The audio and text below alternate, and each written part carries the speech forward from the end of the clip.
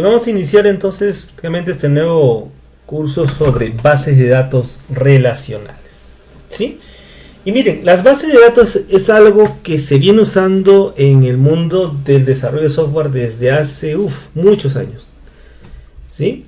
¿Qué es lo que pasa? Antiguamente, remontándonos pues a épocas prehistóricas de la informática, una base de datos no era otra cosa que un archivo nada más.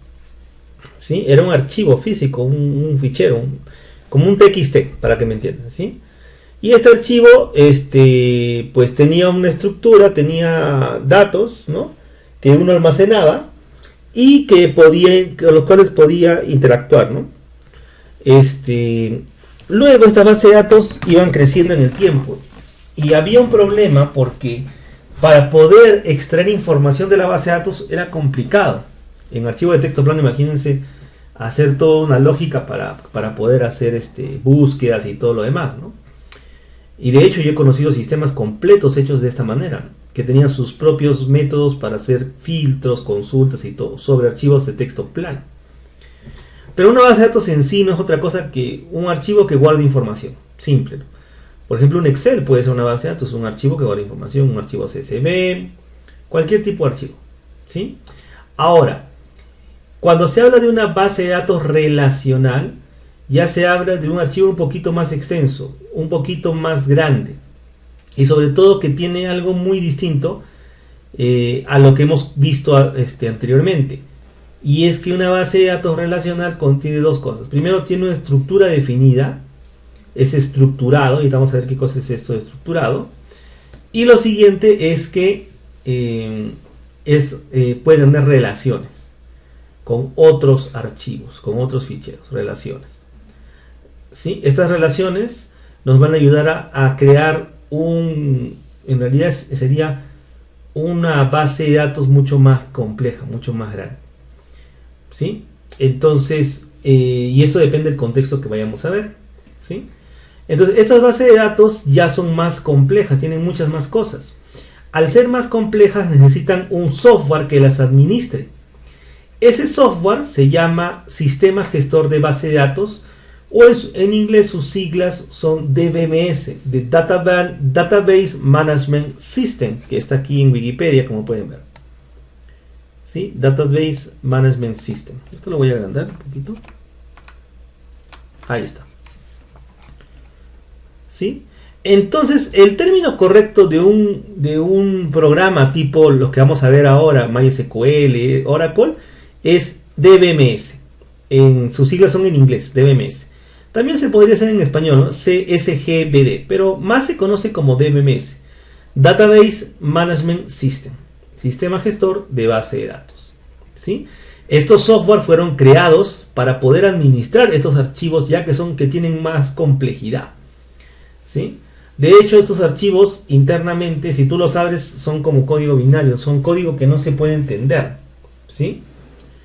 Y todo este conjunto de cosas que nacieron para la base de datos se basa mucho en la teoría de conjuntos, que seguramente has visto en el colegio, teoría de conjuntos.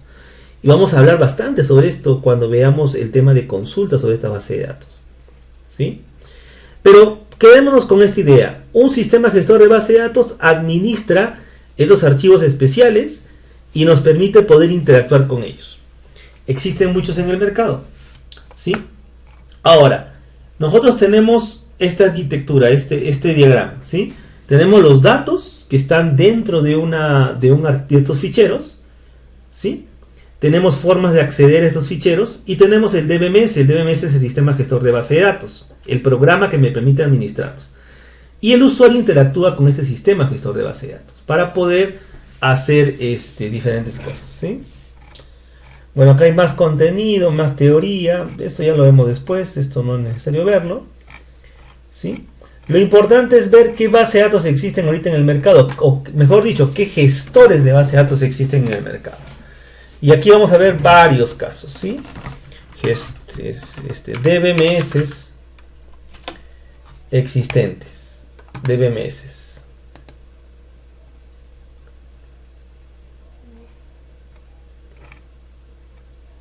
Por ejemplo, entre los más comunes tenemos uno de los primeros y pioneros fue Oracle.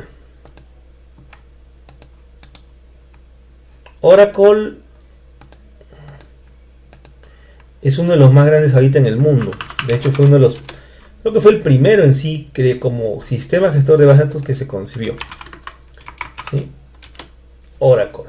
Actualmente Oracle no solamente es base de datos, es toda una suite. Oracle ya hace varios años se compró una empresa llamada Sun Microsystems y compró el lenguaje de programación Java. Compró también, como Sun Microsystems se había comprado otro gestor de base de datos llamado MySQL. Aquí también lo voy a colocar. MySQL originalmente era una base de datos 100% open source, 100% libre. Ustedes, si no han escuchado el término de open source, básicamente existen dos corrientes, o existían dos corrientes en el tema del software. El software propietario, que es por ejemplo Microsoft. Microsoft es una empresa que tiene software propietario, ¿no? Aunque ahora también se ha abierto el open source, porque el open source realmente ha ganado, ¿sí? Pero Microsoft durante muchos años, Windows por ejemplo, o su propia base de datos que se llama SQL Server, creó software pero al cual tú no podías acceder a su código fuente. Cuando hablamos de open source significa que tú tienes acceso al código fuente del programa y puedes ver cómo fue hecho. La mayoría de programas propietarios no tienen acceso al código fuente. Pero hay otra corriente que decía, no, hay que dar acceso al código fuente. Y esa corriente se llama la corriente open source. Entonces, MySQL era una base de datos abierta, donde tú podías entrar y ver su código. Pero luego fue comprada por Sun Microsystems y posteriormente por Oracle. Es por eso que ahora Oracle es dueño de esta base de datos, que es una de las más usadas a nivel mundial. La utilizan empresas como YouTube, PayPal, LinkedIn, Facebook. Olvídate, tienen un montón de usos. Ahora, no es la única. Tienes, bueno, Oracle, como te mencioné, tienes MySQL y tienes SQL Server o Microsoft SQL Server, que es de Microsoft, ¿sí? Esta es la de Microsoft. Son tres bases de datos de las más importantes. También hay otra más que es muy importante también y que es muy usada también. De hecho, no sé si te acuerdas de cómo se llama esta aplicación muy famosa llamada Skype.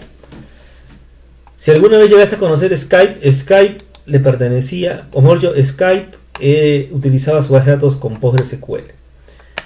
Luego, cuando fue adquirida por Microsoft, creo que cambiaron, pero bueno. Esta es otra base de datos, otro gestor que se llama PostgreSQL, que también es muy poderoso, muy potente. Entonces, estas cuatro son los que vamos a ver. Mira, tenemos Oracle, mejor dicho, Oracle es la más grande y todo. Tenemos SQL Server, tenemos PostgreSQL y tenemos MySQL. Todas esas son bases de datos o gestores de base de datos con los que se puede trabajar. Evidentemente, estas tres primeras, Oracle, SQL Server y MySQL, tienen tanto versiones gratuitas como de pago. Por ejemplo, Oracle tiene las versiones, me parece que son I o G de Developer, G, que son gratuitas. Pero la desventaja es que tienen limitantes, ¿sí? SQL Server tiene también el SQL Server Express, que también es gratuito. ¿Cuáles son sus limitantes? La capacidad de almacenamiento. Máximo puedes almacenar, me parece, en SQL Server 10 GB. Después de 10 GB ya tienes que comprar la licencia o si no crearte otra base de datos, ¿no? Pero 10 GB es bastante, también.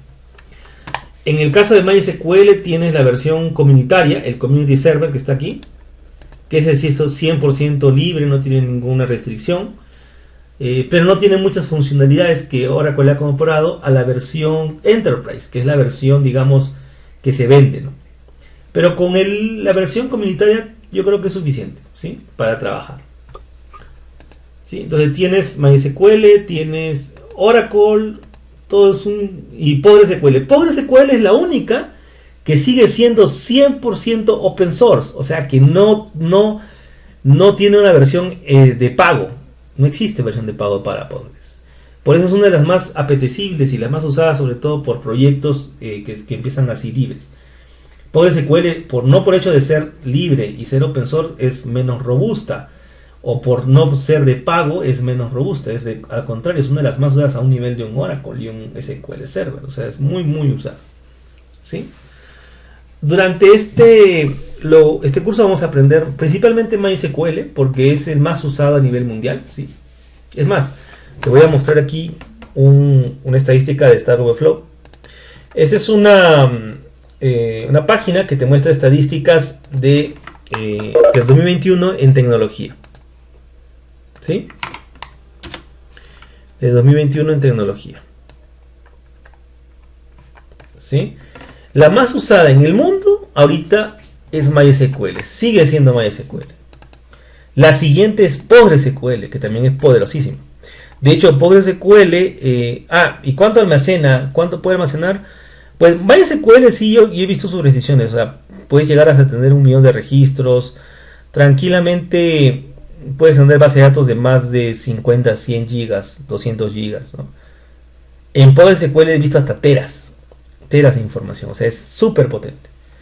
SQLite es una base de datos que es una base de datos chiquitita, yo le digo base de datos de juguete, de bolsillo. SQLite es una base de datos que en realidad es un archivo binario, simplemente es un archivo que tú instalas y ya lo puedes trabajar. Es una base de datos liviana, se utiliza mucho en sistemas operativos de Android, ¿sí? Porque es súper liviana, por eso creo que está en este tercer lugar. MongoDB es una base de datos no relacional, la tocaremos en su momento, pero ahorita no. Y SQL Server, ¿sí? Estas son las principales, si te das cuenta. Ahora, mira, acá abajo aparece Firebase, aparece MariaDB.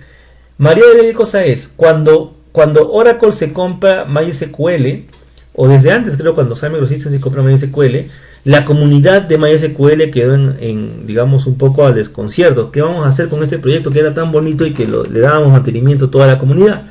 Entonces la comunidad y las leyes, las licencias de open source te lo permiten, creó lo que se llama un fork. ¿Qué cosa es un fork? Agarraron el código hasta la versión que era libre, lo separaron, crearon como una nueva rama, si se entiende así de esa manera, y sobre esa rama empezaron a crear una versión propia. Esa versión propia de MySQL se llama MariaDB.